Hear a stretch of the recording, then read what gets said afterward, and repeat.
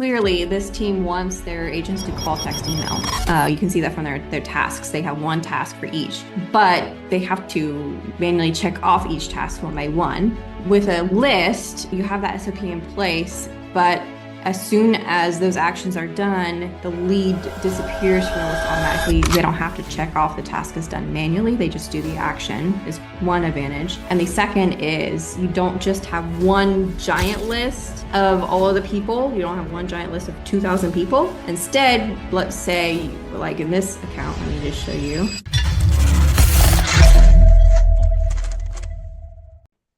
All right. Thanks, folks, for jumping in, and for the folks streaming in the Facebook group. Appreciate you guys. We are here with Elena Kee from Key Technologies, and she is really good at one thing, which is helping you optimize your CRM for performance, for conversion, for making money. Okay, she's really good at that. And I'm really interested in that topic because at Power ISA, we help provide great ISAs, people to hit the phones for you. And we have two main avatars. We have two main scenarios we focus on. One of those scenarios is the outbound prospecting, cold calling. And in that one, CRM, although important, isn't like super critical. Our second avatar, though, our second scenario is inbound lead conversion, internet leads, right? And in that one, if you don't have a CRM, don't even do it, right? Like you shouldn't even start if you don't have a really good CRM. And most agents, I think, stumble into their CRM. Like they're rocking and rolling. It's kind of working, kind of not. And if they run a team, a lot of agents, I think they're missing the opportunity to really use their CRM for team accountability, for team results. And I see a lot of folks, make a lot of, including myself, by the way. I used to be, I thought I was a really good CRM guy, and then I built a team like, oh, wow, like, I got some work to do. I think there's a lot of struggles with getting great results from your CRM. And luckily we have an expert here today, right? So Elena, welcome. Thank you for making some time for us today. Why don't you tell us really quickly, kind of who you are and why you specialize in this part of the business that a lot of people struggle with. Go for it. Yeah, thank you so much for having me. It's an honor to be a part of this today. Yeah, so as you mentioned, we specialize in CRM optimization. We've been doing this as a business professionally for 5 years, but I've been doing this unofficially for 10 years in CRM optimization. I kind of stumbled upon this. It wasn't like a planned business at all. But yeah, we saw a need in the industry. As I kept seeing the questions come in, hey, can anyone help me? I'm just struggling. I really need help. I keep losing leads. Leads are falling through the cracks. I just realized I'll reach out to someone after I should have done it 2 weeks ago or a month ago. And then they told me that they listed with someone else or they bought a house with someone else. And it just stabs me in the gut every time. There's got to be a better way. Or, hey, I just fall behind really fast. I've got 100 overdue tasks and I just can't keep up. There's got to be a better way. So I took all of the knowledge that I learned over the first 5 years in the industry working for a real estate team and applied that into best practices. And it snowballed very quickly into this business now 5 years into the making. I got you. So you stumble onto a burning need is kind of, how I think people, that's how most businesses start. I mean, that's how I started Power ISA. I started Power ISA because I wanted to move back to Mexico, and I had ISAs working for me in Seattle. And I said, I bet I can, if I'm moving there, I bet I can build a team. I've always wanted to do that. I bet I can build a team of ISAs in Mexico. And as soon as I told people about that, like 4 agents gave me $2,500 each. And they said, hey, can I get one? And I'm because they said, how much would it cost to get one for me? Oh, I thought this is 10 years ago, the biggest number I could think of. Oh, $2,500. I'm like, here you go, take it. I'm like, what? Like, I never sold anything that fast ever in my life, right? I'm like, okay, I've stumbled, not by this wasn't a plan. I stumbled onto a burning need. Like one guy was like calling me saying, hey, you haven't picked up my check. I know you're leaving for Mexico. So what the hell? Take my money. Like, don't leave without, taking this check. I'm like, wow. So, you stumbled onto this, you found people that were struggling with their CRM. So walk us through, Elena, what are the signs that you already mentioned a lot of pain points, right? People that are kind of struggling, they know they're losing money. I think if you ask 5 agents, how they feel about their internet lead conversion, you're going to get 5 responses that they're not happy, right? I don't know a single agent that's like feeling really good. Well, maybe on the stage on a panel somewhere, but in the heart of hearts, they're like, I could always do better on my internet lead conversion. How do you know, you need some help, and what are the 5 steps to get us there? Yeah, well, I think how to know are the 5 steps I'm going to be sharing. It's sort of like a mini audit, I guess, is what I'm going to be sharing with those 5 steps. I love it. So we can just dive straight into the first one. Go for it. So the first indicator is how you're managing follow-up. And I know that you have, like, this is what you do all day, every day. So specifically like for an agent or how they manage follow-up, the traditional way is like doing tasks. So you feel good. You think, oh, I talked to this person, I had a good conversation, so I'm going to just set myself a follow-up task for tomorrow or for a week from now. Manually done, it's there. But then you look at your list of tasks and it just continues to grow and grow. It goes from 5 to 10 to 20 to 50 to 100. I was just pulling up a client of mine, their account. I don't want to, here, let me just show you really fast. I'll share screen and then I'll stop sharing. This is what it looks like. They've got 2,400 overdue. Yeah, it's overdue, just real right? time. It's not just tasks. They're all 99% are overdue. Like, oops. Yeah, today's bad. task 0, overdue 2,400. Yes. Just to show you real fast. So that just is nothing new. That just happens to everybody, to the best of us. Where you either do it manually or you implement automated tasks for, like you mentioned, if one of your avatars is lead generation, you think, oh, I want 10 days of pain, so I'm going to do tasks for that. Or a third avatar of for the clients we work with, they have a sphere of influence or referral-based business as well, so they do tasks for those as well. But the downside is what you just saw there. You just have one giant list and you don't even know where to start.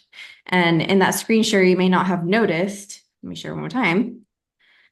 I just pulled it up right before we used to hit record. There's 1, 2, 3 for Nicole. There's 1, 2, 3 for Joshua.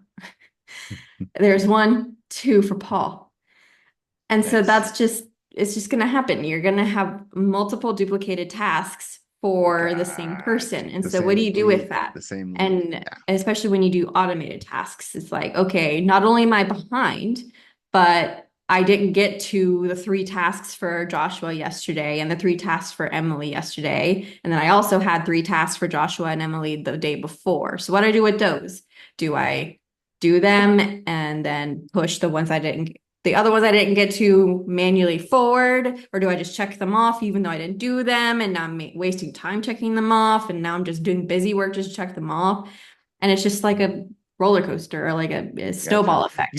You're digging yourself in a deeper and deeper hole. You're digging yourself. It's getting worse. Instead of getting better, it's getting worse and worse every day. Yeah, or you just go, you know what? You know what I'm gonna do? I am just going to clear. Done. Oh, perfect. Love it. And then I'm just gonna start over. 0. And then you didn't do anything, and I'm just gonna start over. Gotcha. Today's a new me, but then it just happens again, slowly over time. It goes 5, 10, 50, 100 again. But there is a better way. Because not only that, you don't even know where to start, even if you do time block and you're like, okay, I am going to time block an hour a day, 2 hours a day to get through the tasks. You don't know how to prioritize who to call on those tasks. And you're wasting time with those tasks. So the better way is, a lot of CRMs have the ability to segment and prioritize who to call, not through the tasks, but through lists. So some CRMs call it like smart filters. Some people call it smart lists. And so you can ditch the tasks and instead use those segmented lists. Maybe it'll call smart segments. So you're saying that on just to make sure I understand, you're recommending people have lists instead of tasks. What do you find is the key difference there? What's the advantage of focusing more on, because actually this is what we recommend people do too for priority. I hadn't thought about the tasks though, but I might. It just seems cleaner, easier to like have a list of people that contacted, more than 30 days ago. Last contact was more than 30 days. And you have a list around that. And the ISA is like, it's a lot easier to say, hey, zero out this list, go through this list. Yeah. And like, just kind of focus on that. That's how our perspective. But I mean, I guess in my head, I always thought, well, you can kind of do that with tasks too, right? What's the big advantage of tasks versus organizing your filters, your saved searches? Why do you recommend that?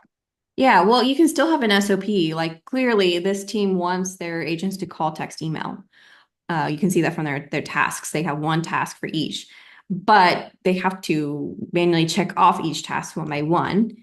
With a list, you have that SOP in place, but as soon as those actions are done, the lead disappears from the list automatically. They don't have to check off the task is done manually. They just do the action is one advantage. And the second is you don't just have one giant list of all of the people. You don't have one giant list of 2,000 people. Instead, let's say, like in this account, let me just show you. In this account, they have these lists. They have 15 from us. They have 15 lists that equal over, I mean, this list here has 3,000 past clients. They do high volume.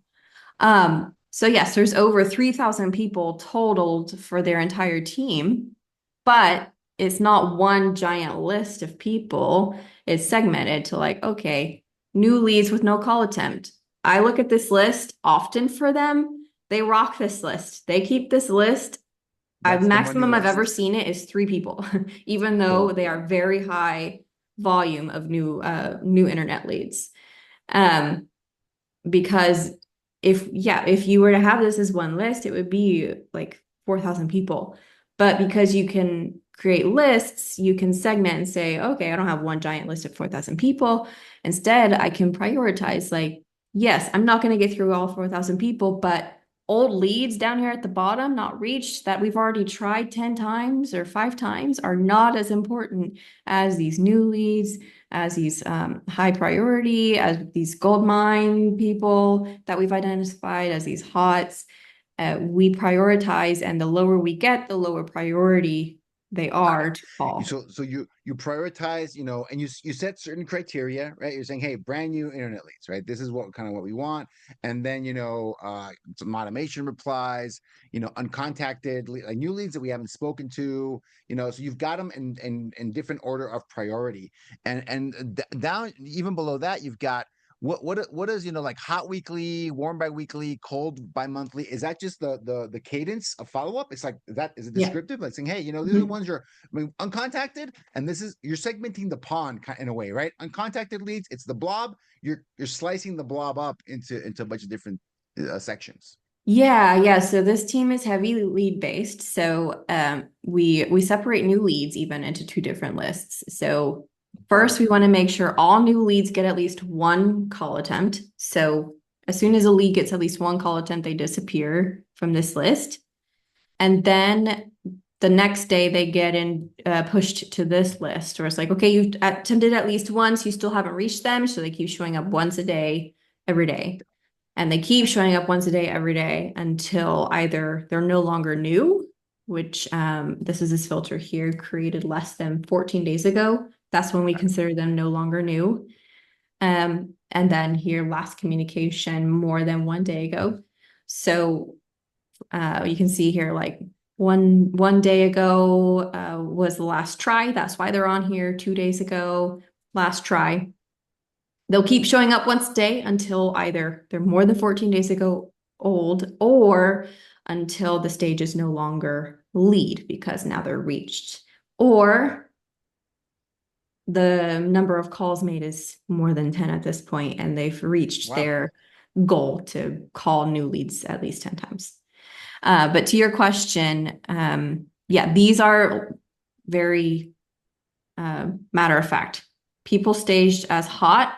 These are people that have been talked to by the agent. They've had a conversation. They may have even had an appointment at this point.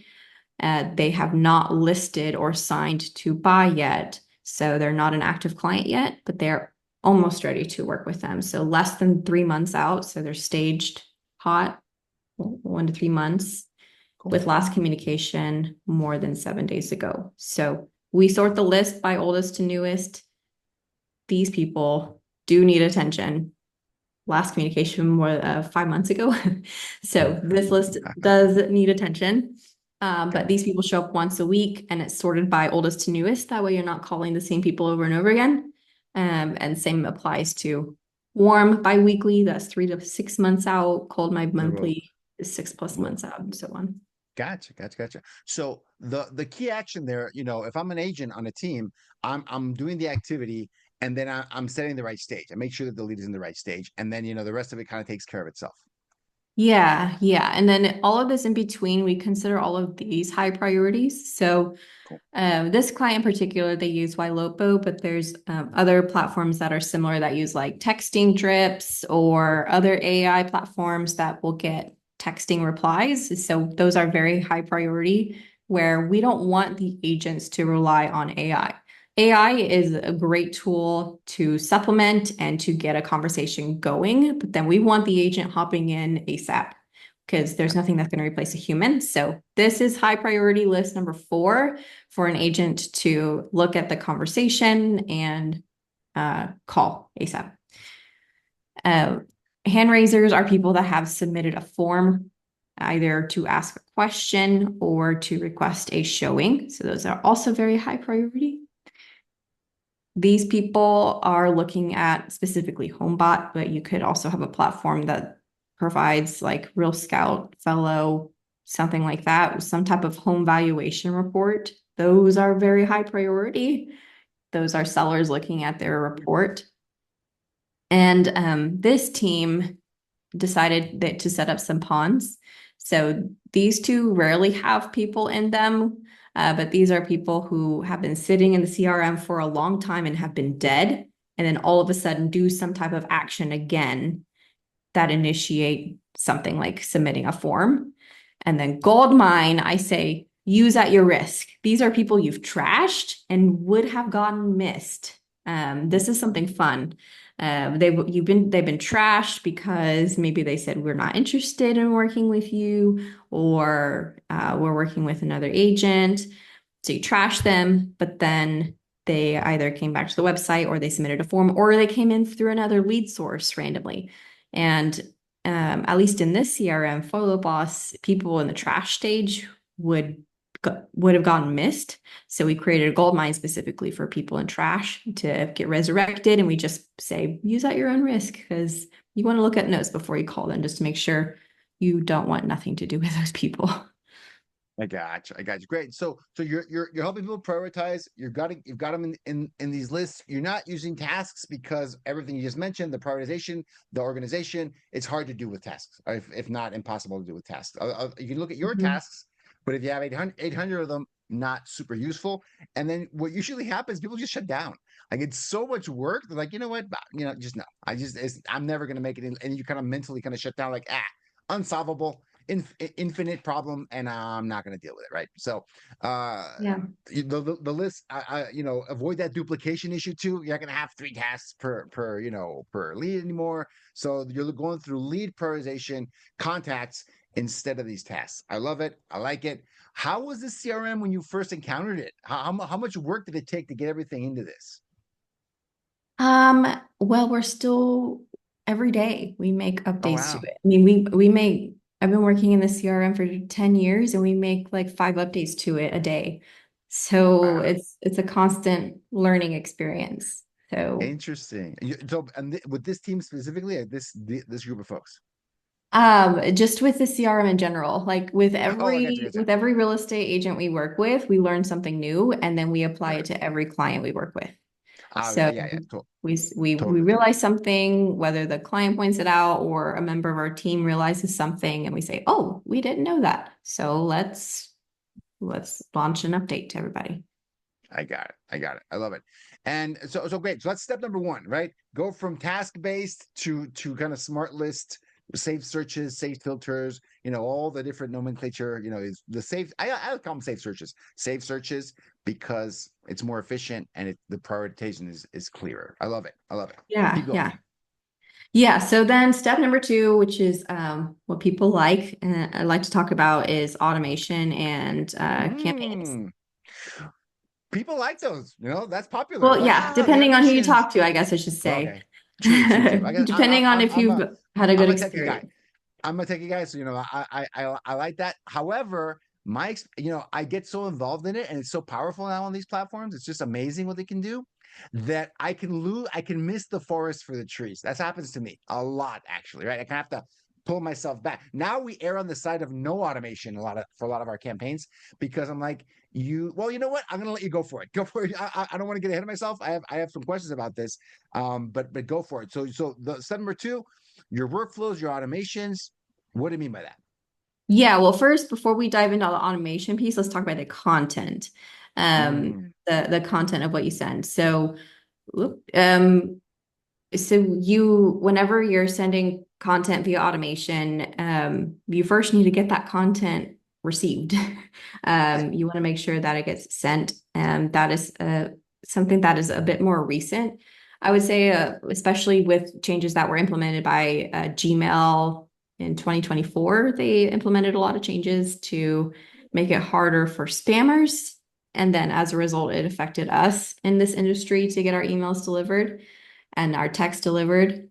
And then now Hotmail just announced they're doing the same thing more than 1 year later. It took them a little bit longer. They're implementing the same requirements to do the same thing, where you can't use a free email account, essentially. So if your email ends in at gmail.com or at hotmail.com, you can't have a free email account.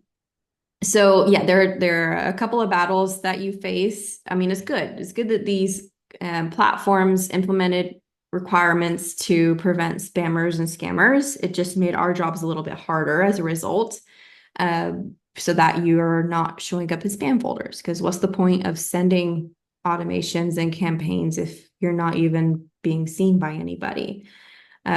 One, you don't want to get in the spam folder. And then if you get out of the spam folder, you don't want to be detected as a promotion, as a business email.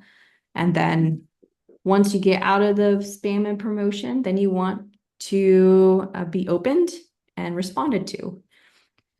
So, and this is specifically for email, or would something similar apply to SMS as well? Because that yeah, both. I mean, yeah, definitely. Both. Okay, so email and SMS. Go for it.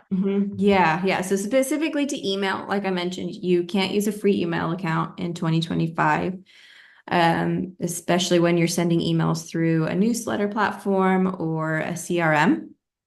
It will get blocked. And then for not only your email reputation, but a texting reputation, or calling reputation, but especially for email and texting, only email and text people who are expecting you to email and text them. So opt-ins only. Don't cold email or cold text people. No, especially don't batch text people anymore. Segment. So I know that you're excited to tell people about your new listing, but don't batch email all 10,000 people in your database once a week about your new listing. Segment to find the people who are tagged as buyers, that have a good email, that you have some type of opt-in, that you have a relationship, but that you haven't emailed recently so they don't get email fatigue from you, things like that. Avoid spam words. That applies in both text and email. So Yes, spam words, that applies like words like obligation free, or even saying the combined words of cash offer. I know that you get cash offer leads, and I know that they're clicking on wanting a cash offer, but when you say cash offer in an email or a text, unfortunately, that triggers spam filters. So we say like, I received your request to explore your options. That's what we say about selling your property. That does not get filtered. Got it. And then avoid a lot of links, especially over text. Don't send a lot of links, and especially if you've never texted them before, goodness, don't send a link. If you're sending an email with a link, limit it to 3 or less links. Once you go over 3 links, that's when the spam filters start filtering you out. And that includes the links in your email signature. So my email signature includes 2 links, one to our website and then 1 social link. And then I usually, in the email itself, will include 1 or 2 links in the email itself, whether it's a newsletter or a drip campaign.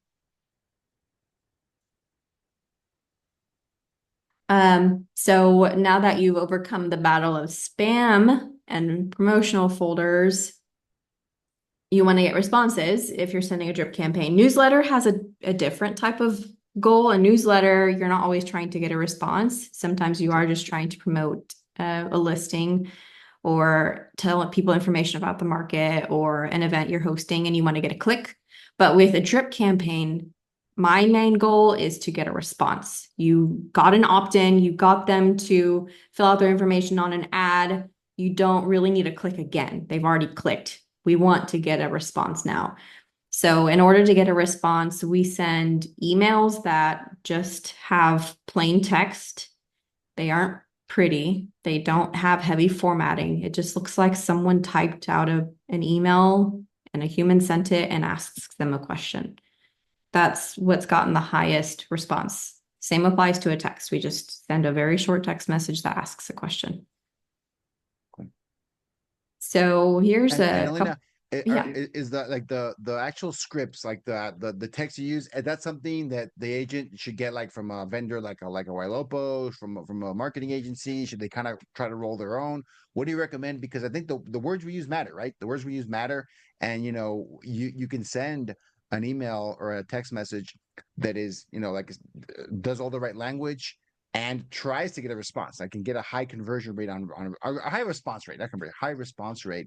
How do you recommend they go about getting some really good questions to ask in the conversion process? Yeah, so a lot of our inspiration has come from initially from Phil Jones. He's created a lot of books like Exactly What to Say, Exactly How to Sell, Exactly What to Say for Real Estate Agents, and then also from Jimmy Mackin. And then also just from testing, like we took that as an initial inspiration, and then we would test different variations of emails and texts, and then go, oh no, that didn't work. Oh no, that didn't sound right. Like that person took offense to it. We didn't mean it that way. So we had to word it a little bit different. So take inspiration, but then also consider the way it sounds in an email or a text, because it may sound good when you're speaking it, but then when you are reading it, or if a person's having a bad day, then they can read it in a different way. And so one person might respond very positively to something, and then if someone else reads it and having a bad day, then they'll read it negatively. That's happened a few times. We say, oh, okay, nope, we need to rewrite it because it was not worded in a way to where if a person's having a bad day and they read things with a bad attitude, then they're going to read it with that way. Sort of like in life, if you're expecting something to be bad, then it is bad. If you're in your life, if you're expecting good things to happen, then anyway. So yeah, you can definitely take inspiration from outside sources. You can definitely like you mentioned, 𝐌𝐿opo provides some good help as well, or Follow Up Boss or different CRMs provide some good templates to start with. Us personally, we provide action plans and automations, and we're always you guys build these in. So someone hires you guys kind of do it for them. Hey, you know what? Yeah. All this stuff is not that good. Here's some battle tested, some proven stuff.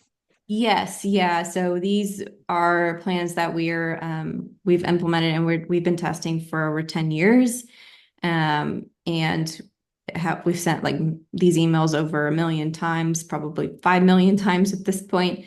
And if at any time the tonality needs to change for whatever reason, because the state of the world is on edge for whatever reason, and we need to change a way a specific text or email is worded, then we do so.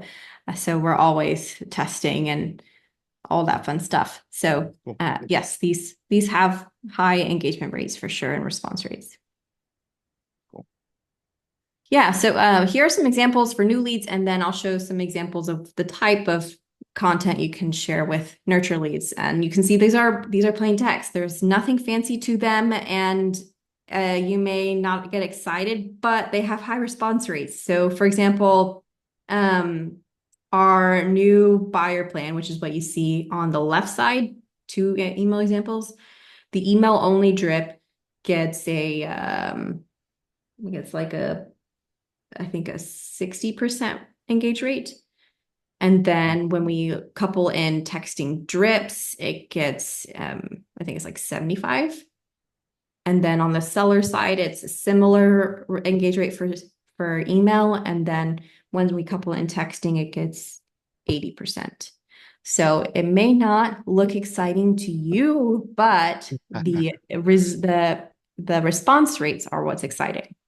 So I know it's really hard to let go of the fact that it's not pretty, and it doesn't have your branding, and it doesn't have colors, but it looks like a human just typed it out and asks questions. So I'll read a couple. The initial email says something simple. If it's a buyer inquiring about a property for sale, I just received your request regarding a home for sale. What's prompting your interest in this home? We used to use a merge field here.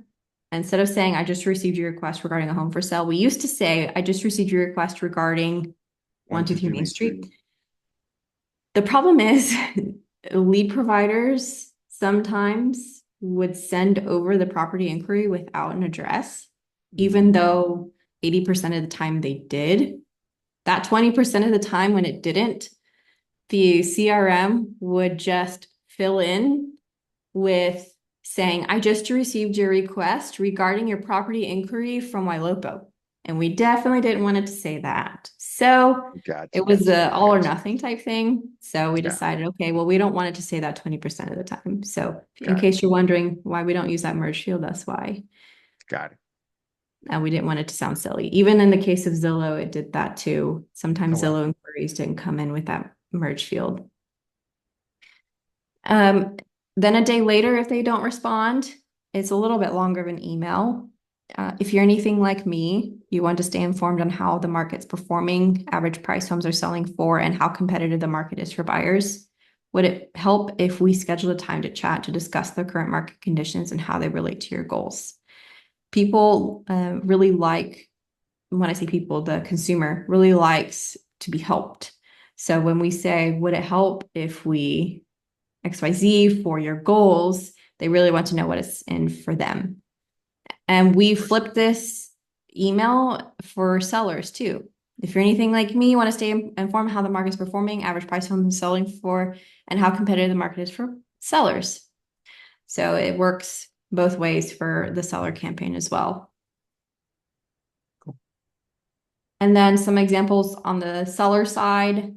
And we also use the same similar script for buyers. It might feel like you're alone with the questions you have. Selling a property can be overwhelming, or buying a home can be overwhelming. Would it help if we connected over the phone about your questions? That one gets a high response rate as well. How open-minded are you to listing your home this year? People like to think they're open-minded, so they respond to that one. At this point, we do send a link or a video to learn more about the agent. We don't send it right away because people don't really care who you are. They don't know you. A lot of times they're just clicking on a Facebook ad or a PPC ad about a listing for sale. So they really don't care about the agent. So we usually wait about a week before we send any information about the agent. But at this point, we do send one. You may be wondering, well, what about all of the helpful information I have to send and the educational content? Like, I've created so many blogs and so many videos and guides. I want to send all of that. That's all great content that we wait to send until we are ready to nurture someone. So one of our clients, Sunit, he's done an excellent job, and we regularly refresh the content in his emails because of how regularly he pumps out content. We incorporate educational content like videos in the nurture campaigns, like nurture buyer, nurture seller, probate, expired, FSBO, whatever it is. We do it about like every other email, and then we layer in light touches. The reason why is new leads, like just like they really don't care who you are as an agent because they clicked on a home for sale that they thought was pretty. They also don't really care about pricing your home right or questions to ask when hiring an agent or that you're the #1 team in California. They don't really care about that. But once you've established a relationship and you had a good conversation with them and you're nurturing them, that's the time to start sending them content like that. I got so contacted leads is what when you drop the more informational, longer form, videos, blogs, piece of content. And I know Sunil, he was one of my first clients back in the day. He's awesome. Like he's a Yeah. beast, right? He does everything, just bigger than everybody else, right? Yeah. So he has a lot of content, really good stuff too, right? So you use this, and you're saying that the effective way to use this content is in the nurturing process, not in the first response. The other emails you showed are like first response, initial Yes. response emails, right? Yeah, I got you. That makes sense. Yeah. Yeah.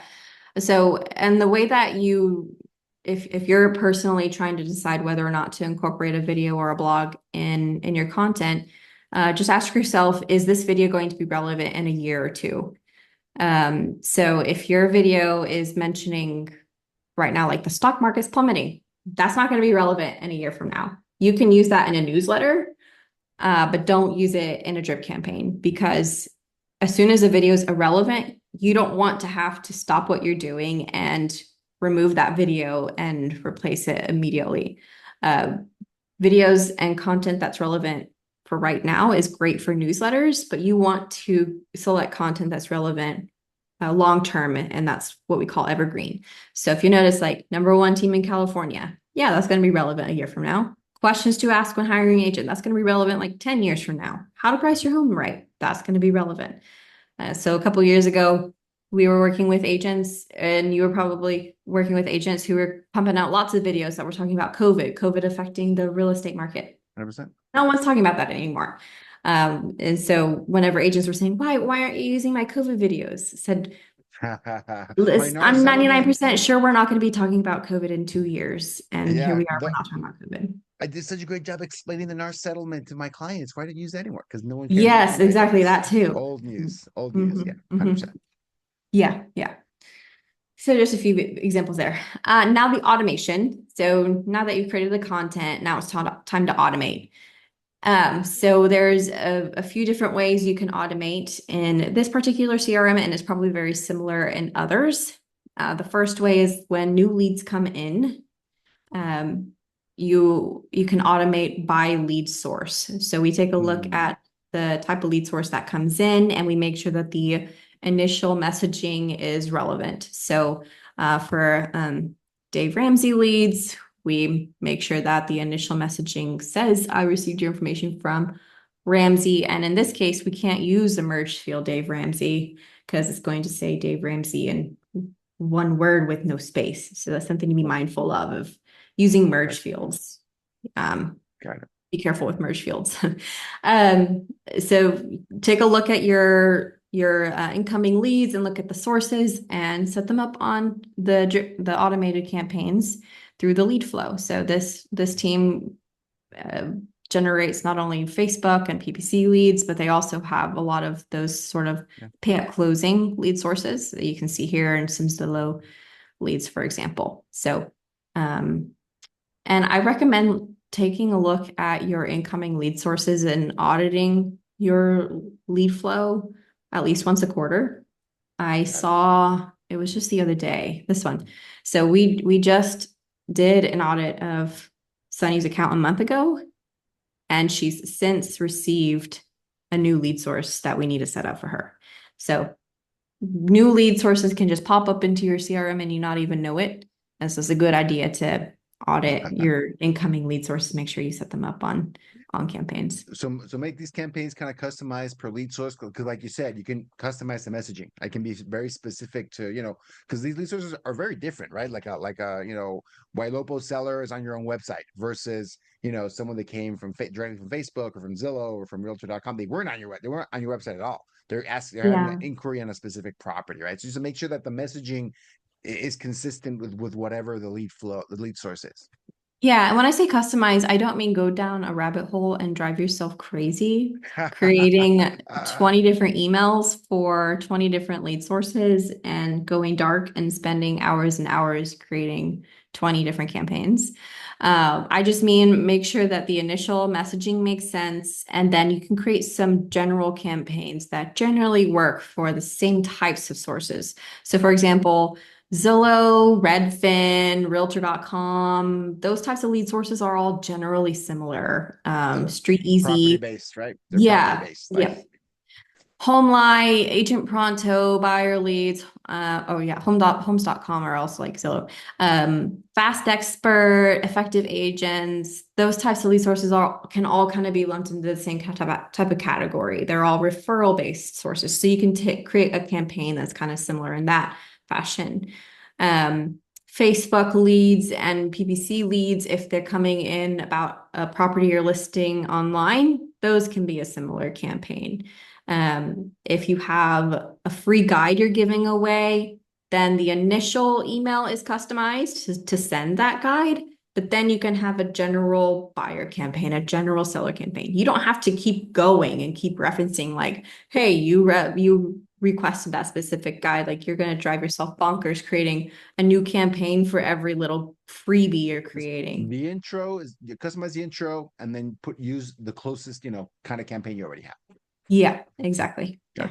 Gotcha. And Lena, how much do you recommend people, like how many of these texts, how many of these emails do you guys recommend on this initial response campaign? Is it like is it one at like 10 days of pain, 10 days, call, email, text every day? What is there some kind of recommended cadence that you guys implement for these teams? Yeah, so we slowly separated out longer, and we're not as aggressive as some teams might be. So we send an initial email and text right away. Then we send another email and text one day later, and then we wait 2 days, then we wait three, and then five, and then seven, and then 10, and then 14, and then 14. And then after that, it's every 30. And then it's every 30 for usually 2 or 3 years. The reason why it's not like one day, one day, one day, one day is because the agents are also calling and texting on their own. And that's something on why they get to later on this call, but we're already 45 minutes in, so we probably won't have time to do everything. Yeah. But yeah, we don't want to be like every day, email, Got text, because we don't want the lead to be fatigued and be upset at the agent. Yeah. Opt out, because it's so easy to opt out now, right? Like Yes. you don't want to get there. Yeah. Keep going. Yeah, so that's the first part. And again, this is because this team is very heavy lead gen based. The second way everything is automated is for existing leads, like one of two ways. One is you're talking to someone and then you need to nurture them. So that example that I showed from Sumit's account, you talk to someone, they're a buyer, they're not ready to work with you. So now you're going to put them on a nurture campaign. So that example is here. It's just a simple automation you set up where you say, okay, anytime I change someone's stage to one of these three, hot, warm, or cold, and I tag them as a buyer, then they're going to get the nurture buyer plan. So if you go back to this automations page, we've created different variations of it using those three stages. So we don't create stages for every single client type. We don't create like hot buyer, hot seller, warm buyer, warm seller, because your stage list is going to just grow infinitely. Like hot expired, hot land buyer, hot new construction buyer. We just use those three stages. And then we use tags to identify the client type. So like this one, we're still using hot, warm, or cold, but then we tag them as expired if they came through your cold calling efforts and now you're nurturing them because they're not ready to relist. And then we initiate the nurture expired campaign. Same with FISBO, if they're buying land, if they're buying new construction. Oh wow, there's even here. And so on. There's some others further down.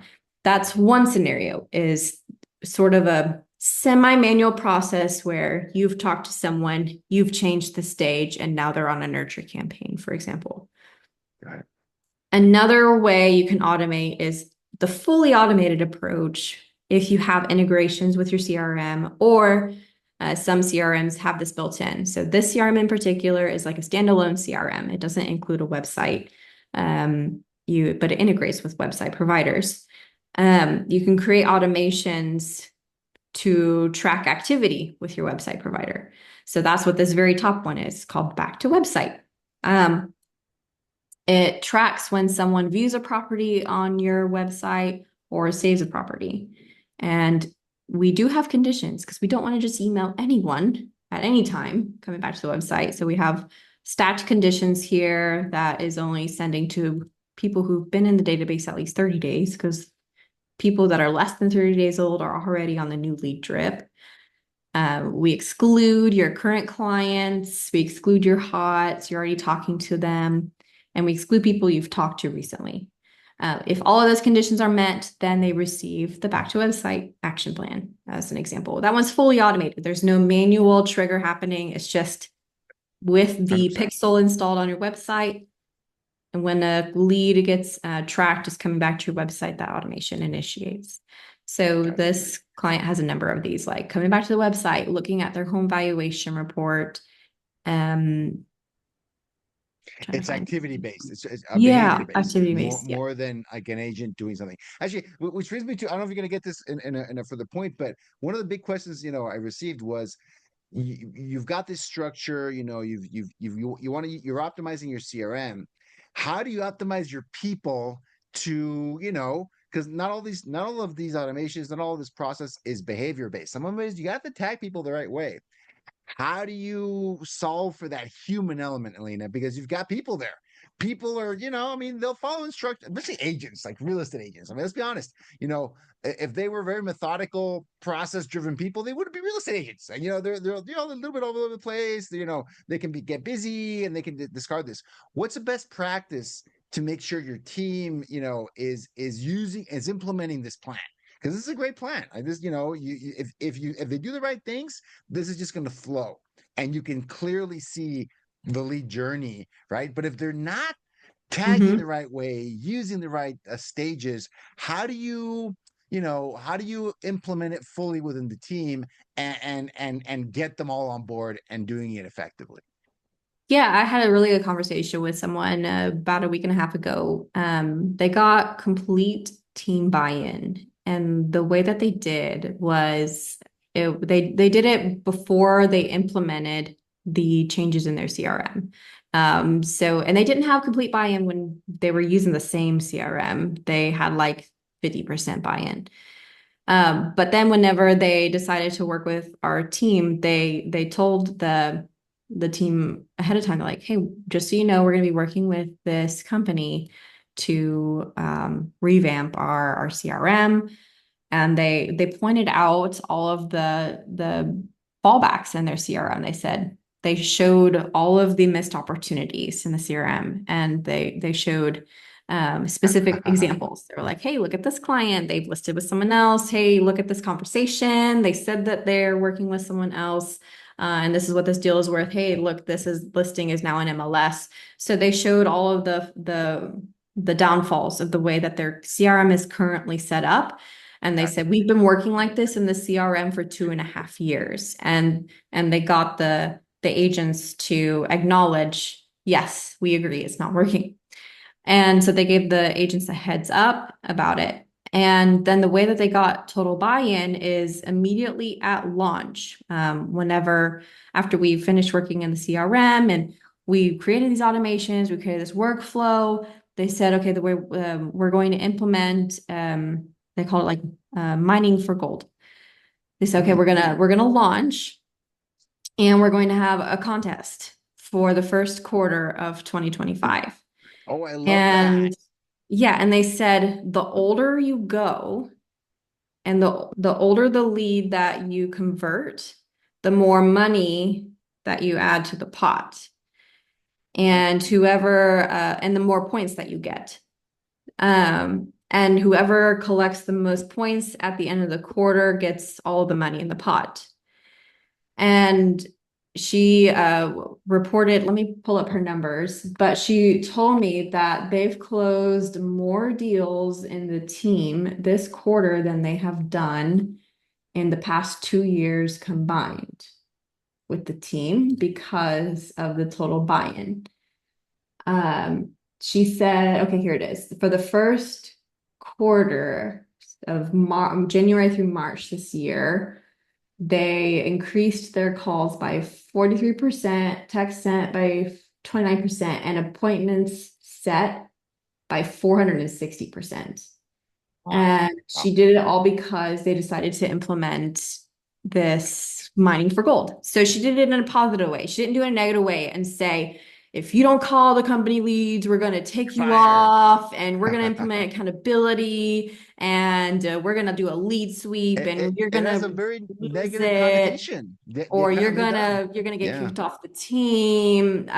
They didn't pause to spin like, hey, the more leads you call and the older you get and the more yeah, just the older she said, like for example, the record was the oldest lead was I think 300 and I don't remember it was 300 and something days or Wow. 300 maybe it was months even, but she said it was so many points was the record, and I think she said that that was the winner. But she said that was getting people excited. It's like they wanted to Yeah. go older and older, and they activated different older campaigns, and the campaigns got activated to where the agents were excited because they saw that the behavior automations were initiating and leads were responding, and they were getting exciting seeing those responses in the inbox, and they were excited to call, and they were excited to add points to the pot, and then to try to be the winner. So she said they're going to do that again and again because it gets the agents more excited rather than feel like they're being punished to Yeah. try to make the calls. Live So like that. All right. that's one I use love it. case.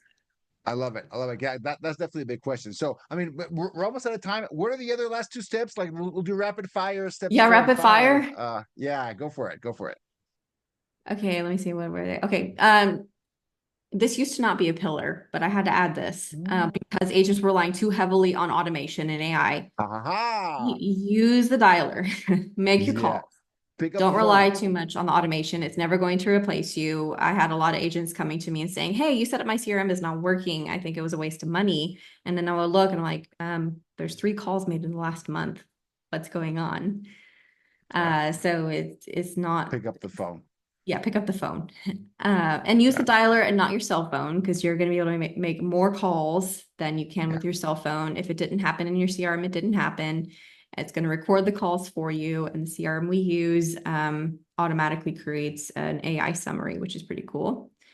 Very And then the final pillar is create SOPs. So SOP stands for standard operating procedures. Create clear daily expectations, even if you're a solo agent. And then especially if you have team members. So that and make it easy and realistic. Don't create like a giant list of 20 things and say you need to do these 20 things. Make it simple. So we usually say step 1, clear like the first 5 lists each day and zero it out. It's nice to get to the rest, but at a minimum, zero out the first 5. Step 2 is zero out your inbox, reply to your text messages and emails and your missed calls and voicemails. And when I say zero out, like as soon as you either call someone back or text someone back, close it and archive it. It doesn't need to stay there. So my inbox usually stays at like 5 or less. If it gets above 10, I start to get anxiety, like my OCD just can't handle it. Yeah. Define your stages. Don't assume that your agents know what stages mean. Absolutely not. Yeah. An example is like a team I worked with, one agent thought nurture meant old leads not reached, and another agent thought nurture meant really nurture. And so as a result, automations were firing and the agent was confused of like why the email said, thanks for talking. And she was using it for old leads not reached. And he goes, oh, that makes sense.